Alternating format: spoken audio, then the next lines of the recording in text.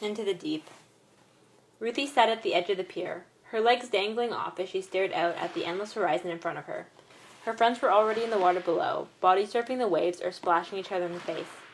"Hey, Ruthie, why aren't you swimming?" Well, almost all of her friends. Morgan sat beside Ruthie. "Penny for your thoughts?" Ruthie shrugged. "Oh, it's nothing. Just the last time I was at this beach, I was, 8 years old? My parents wouldn't let me swim at any point that was too deep for me to stand, so I spent the whole vacation pretty much glued to the shoreline." Morgan nodded, unsure of where the conversation was leading itself. "Yeah, but now you finally get to go swim in the deep end. Isn't that exciting?" "Sure it is," Ruthie responded. "It's just that back then, I don't know how I got this into my head, but I thought once I got to go swimming in the deep end that I would see mermaids there, and we'd swim together and become best friends or some stupid shit like that. Now I'm old enough to realize that's never going to happen because mermaids aren't real, so now I almost don't even want to do it." "What makes you think mermaids aren't real?" "Well, of course they're not real. Haven't you ever read a science book?" Ruthie snickered, though she felt bad about it. "Not too long ago, actually. I read this one that said humans have only explored 5% of the ocean. For all we know, there could be an entire mermaid civilization hidden somewhere in that unexplored 95%. Ruthie nodded, pondering the idea. But if there was intelligent life down there, it wouldn't look anything like those glitzy mermaids that we grew up with. They would probably be scaly all over, with claws or sharp teeth. You've seen pictures of deep-sea creatures before. They're not exactly pleasing to the eyes." "True, but even if they did look different, I'd still want to meet them." Morgan had a sort of dreamy look in her eyes as she spoke, the kind she always had when her imagination was hard at work. "And who knows? Maybe they're on a shallow sea expedition right now." She puffed out her chest and proceeded with her best William Shatner impression. "Captain's log, stardate 17200.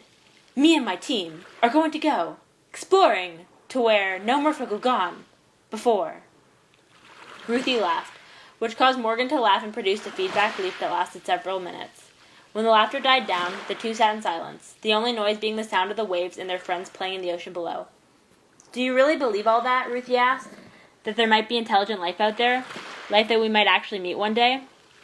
Morgan smiled. "I guess there's only one way to find out."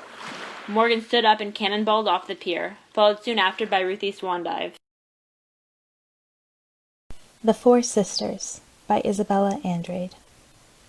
In the most western part of this land, the furthest you can go before you start over again, in the rubble of some old forgotten palace, in a humble cobwebbed cottage, that's where you'll find them. On the edge of the dawn, under indigo twilight, when the sun is low but that full-bellied moon is lower, when the clocks go back before you wind them up again, that's when you'll find them. Down that muddy, dusty path, under the fence, over the tunnels, wade through the river, don't cross over that bridge. That's how you'll find them. If you meet the sky, you've gone too far. If you see the lavender over the hills, you haven't gone far enough. If your toes blister, if your shoulders ache, if that trickster sun seems to vex you with its rays, keep going. You'll know them when you see them. The last time they met was too long ago, longer than either redwoods or mountains can recall. The first to arrive is Tempest, the air sister. She brings with her the sweetest harmonies created from wind, twirling birdsong, and the melodies of her own mellifluous voice. She's seldom relaxed or breezy, and more often cross. When she's sulking, her sisters patiently wait for her stormy mood to blow over. The second to arrive is Pacifica, the water sister.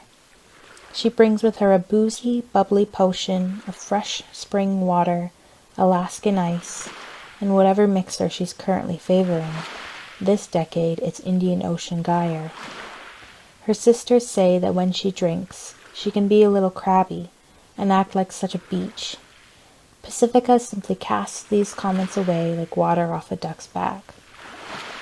The third to arrive is Tara, the earth sister. She brings with her the bounty of the land, crunchy vegetables, leafy greens, sweet fruits, fries, and nachos. As Tara unpacks her picnic basket, she realizes she's brought extra cake, a plump peach, and a couple of big round melons. The final sister to arrive is Blaze, the fire sister. She's late, as usual. She brings with her thousands of fairy candles, 2 boxes of aspen matches, and 4 large kiln-fired clay jars of pot. As she lights up the first joint, a wisp of smoke escapes between her fingers. It's time to blaze it. The sisters gather together and embrace. It has been a long time since they've met, and still longer until they meet again. Blaze clears her throat. Ladies, this is gonna be one hell of a party.